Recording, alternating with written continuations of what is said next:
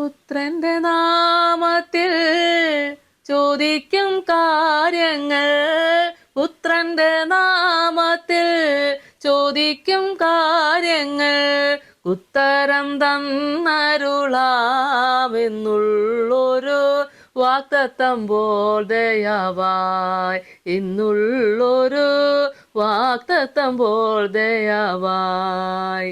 പ്രാർത്ഥന കേൾക്കണമേ കർത്താവേയൻ, യാചന നൽകണമേ കർത്താവേയൻ, യാചന നൽകണമേ.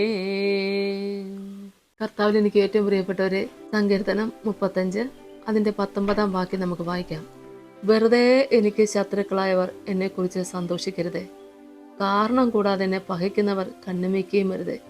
അവർ സമാധാന വാക്ക് സംസാരിക്കാതെ ദേശത്തിലെ സാധുക്കളുടെ നേരെ വ്യാജ കാര്യങ്ങളെ നിരൂപിക്കുന്നു. അവർ എൻ്റെ നേരെ വായ് പിളർക്കുന്നു. നന്നായി, ഞങ്ങൾ സ്വന്തം കണ്ണാൽ കണ്ടു എന്ന് പറഞ്ഞു. യഹോവേ, നീ കണ്ടുവല്ലോ, മൗനമായിരിക്കരുതേ.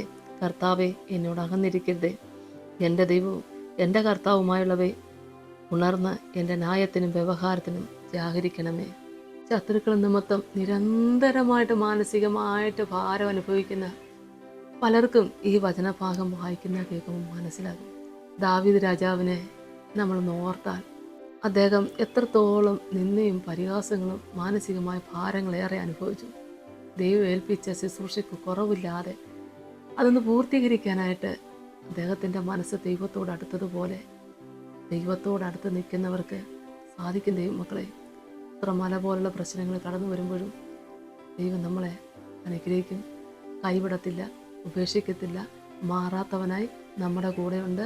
1-ാം നൂറ്റാണ്ടിൽ പ്രവർത്തിച്ച ദൈവം, ഹല്ലേലൂയ, സ്തോത്രം, ഇന്നും നമുക്ക് വേണ്ടി പ്രവർത്തിക്കുന്നു. നമ്മുടെ ദൈവം നമ്മുടെ കൂടെയുണ്ട്. ഏത് പ്രതികൂല സാഹചര്യങ്ങളിലും കർത്താവിനെ വിളിച്ചപേക്ഷിച്ച് ഉത്തരം തരുന്ന ദൈവം നമ്മുടെ കൂടെയുണ്ട്. നമുക്ക് പ്രാർത്ഥിക്കാം. സ്തോത്രം കർത്താവേ, കരുണാസമ്പന്ന എൻ്റെ സ്വർഗീയ നല്ല ദൈവമേ, ഈ ശുശ്രൂഷയിൽ പങ്കുചേരുന്ന എല്ലാവർക്കും വേണ്ടി പ്രാർത്ഥിക്കുന്നപ്പാ. വിശ്വാസത്തോടെ നിന്റെ തിരുസന്നിധിയിൽ തളരാതെയും പതറാതെയും നിന്ന് ആരാധിക്കുന്ന മക്കള്, കർത്താവെ, ഒരു ശബ്ബത്ത് പോലും ലംഘിക്കാതെ, ഏറെ സങ്കടങ്ങളുണ്ട്, ഏറെ നിന്ദയുണ്ട്, ഒരുപാട് പരിഹാസങ്ങളുണ്ട്, രോഗമുണ്ട്, ദുഃഖങ്ങളുണ്ട്, ഞെരുക്കങ്ങളുണ്ട്. എന്നിട്ടും ആ വചനത്തിന് വേണ്ടി കാത്തിരിക്കുന്ന പ്രിയപ്പെട്ട എല്ലാവരെയും ദൈവസന്നിധിയിലേക്ക് ഏൽപ്പിക്കുക. കർത്താവെ, എൻ്റെ അടുക്ക വരുന്ന ആരെയും ഞാൻ ഒരു നാളും തള്ളിക്കളത്തിൽ ഉപേക്ഷിക്കത്തില്ല എന്ന് പറഞ്ഞ പൊന്നു കർത്താവെ, പോറ്റി പുലർത്തുന്ന നന്മയ്ക്ക് നന്ദിയോടെ സ്തോത്രം ചെയ്യുന്നു, സ്തുതിക്കുന്നു. കർത്താവെ, നിന്റെ മക്കൾ ചെയ്യുന്ന എല്ലാ ശുശ്രൂഷകളും ഏറ്റവും അനുഗ്രഹമായിരിക്കണമേ. കർത്താവെ, ക്രൈസ്തവ ലോകത്തിന് വേണ്ടി പ്രാർത്ഥിക്കുന്നപ്പാ, പ്രതികൂല സാഹചര്യങ്ങളിൽ തളർന്നു പോകാതെ ഇന്നും കർത്താവിന് വേണ്ടി വേറെ ചെയ്യുന്ന എല്ലാവരെയും ദൈവം അനുഗ്രഹിക്കണമേ.